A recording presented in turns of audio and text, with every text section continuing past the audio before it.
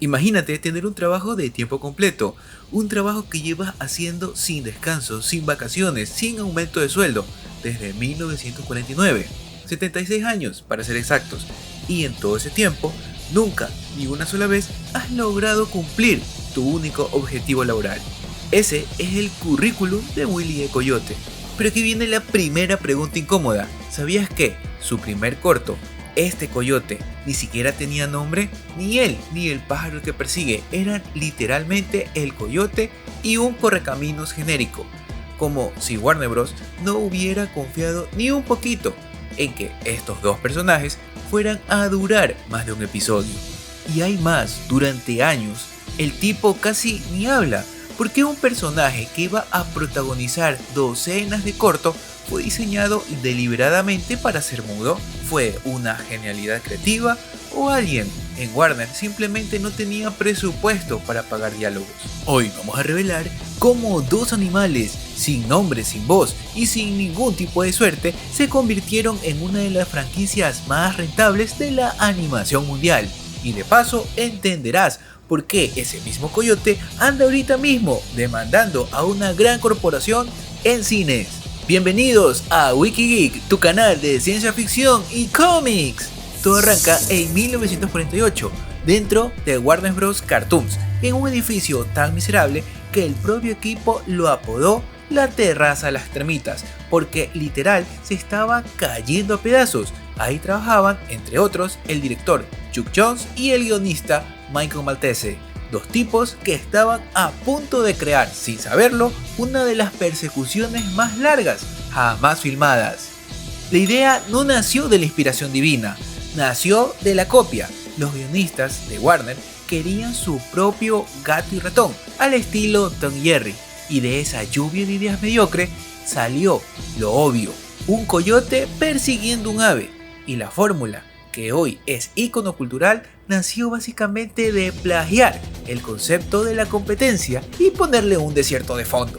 Y aquí viene el detalle más jugoso: Chuck Jones no inventó al coyote de la nada, lo sacó directo del libro Roaring It de Mark Twain, donde el escritor describe a los coyotes reales como esqueletos flacos, largos, enfermizos y tristes.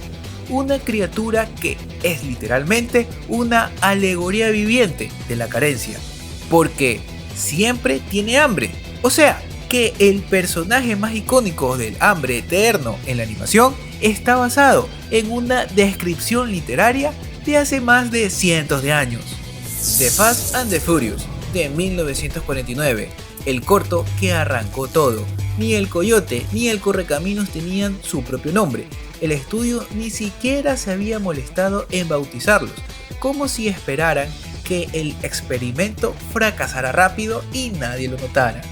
El nombre Willy E. Coyote no llegó hasta la segunda aparición del personaje, en el corto Operation Rabbit de 1952, donde por cierto comparte pantalla con Bugs Bunny, y ese mismo corto marca otro hito. Es la primera vez que el coyote habla. Willy E es un juego de palabras con Will, que significa astuto en inglés, pero su nombre original antes de eso fue simplemente Don, como otro chiste interno en la producción, referencia a Don Quijote, aquel tipo que también perseguía sin nunca ganar nada. Y como si el estudio no pudiera decidirse por un nombre serio, cada corto venía con una broma recurrente, pseudonombres científicos falsos en pantalla, tipo Carnivorous vulgaris para el coyote o Acelerity Incredibus para el correcaminos. Estos nombres cambiaban de corto en corto, ni la ciencia falsa se tomaba en serio a estos dos.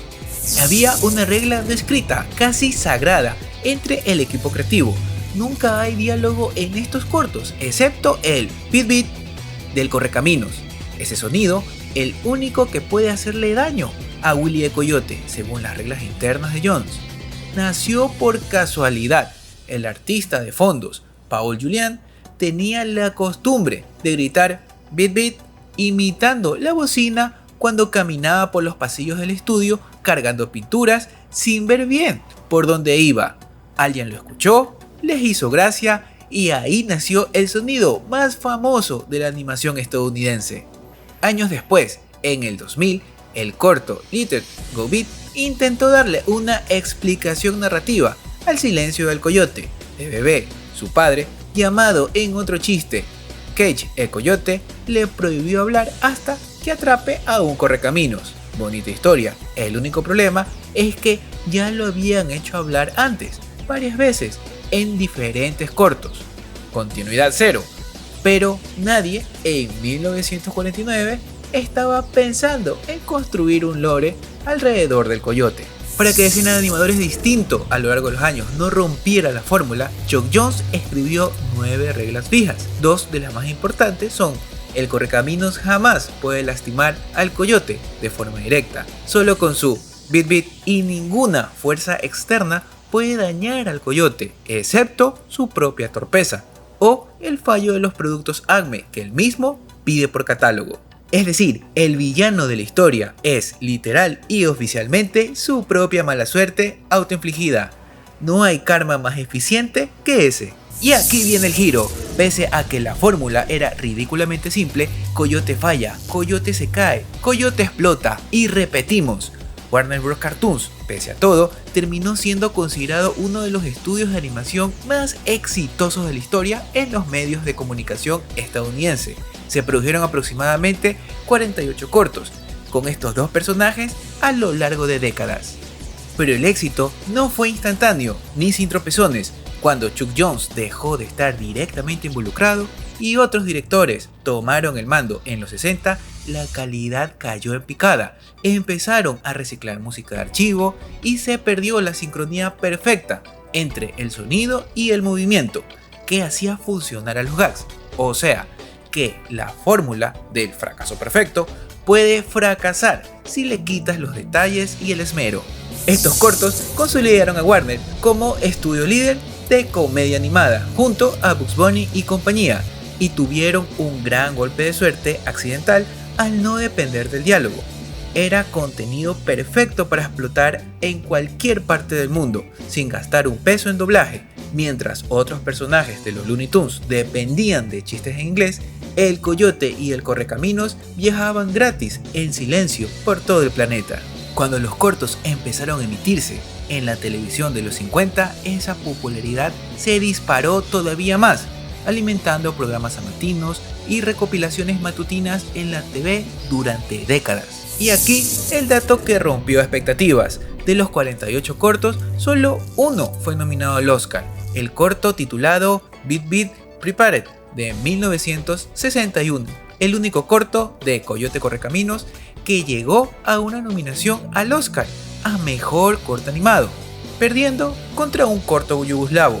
Mientras tanto, otros personajes de la Warner como Silvestre y Piolín sí se llevaban estatuillas a casa, pero esto no impidió que nuestro coyote siga siendo de las suyas. Looney Tunes se convirtió en una franquicia mediática mundial, y el coyote y el correcaminos fueron parte clave de esa expansión, precisamente por su ausencia casi total de diálogos, sin la barrera del idioma, sin necesidad de traducción compleja. El gag universal de algo le explota en la cara a alguien no necesita subtítulos. Estos dos no se quedaron encerrados en cortos de 7 minutos, aparecen como residentes del Toontown en Quien engañó a Roger Rabbit de 1988. El coyote también formó parte del equipo de básquet en Space Jam de 1996, y también en Looney Tunes de Black Action del 2003 trabajó como secuaz del Dr. Acme, con un letrero pseudocientífico que decía Coyote Desertus Operatus Idioticus, la broma de los nombres falsos, que todavía vivía medio siglo después. Tuvo después su versión GCI en Spy Jams de New Legacy en el 2021. El capítulo más reciente y absurdo de toda esta historia, Coyote vs Acme, la película que Warner terminó de realizar por completo y luego decidieron cancelar en el 2023, solo para deducir impuestos. La indignación de los fans fue tan grande que forzó el rescate. Otra distribuidora compró los derechos y finalmente la llevó a las salas de cine. 75 años de fracasos consecutivos y su reivindicación llega de forma de demanda legal contra la empresa que vendió productos defectuosos toda su vida. La ironía se escribe sola. El Coyote y el Correcaminos también saltaron a los videojuegos. Roadrunner de Atari de 1985 iba a ser un juego de Laserdisc con metraje real de los cortos, pero se canceló ese formato y terminó como juego tradicional. Roadrunner's Death Valley Rally del NES de 1992 quizás es el más recordado, un plataformas de scroll lateral donde controlas al correcaminos esquivando al coyote.